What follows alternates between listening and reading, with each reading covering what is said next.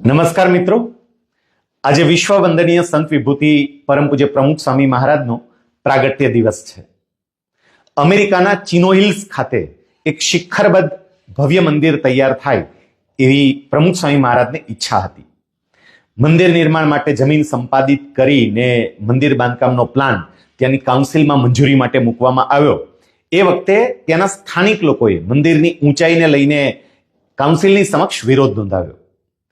આ અંગેની સુનાવણીઓ ચાલતી હતી ને પછી ફાઇનલ હિયરિંગ હતું. બહુ જ મોટી સંખ્યામાં બંને પક્ષે લોકો ઉપસ્થિત રહેવાના હતા અને લાંબો સમય સુધી આ હિયરિંગ ચાલવાનું હતું.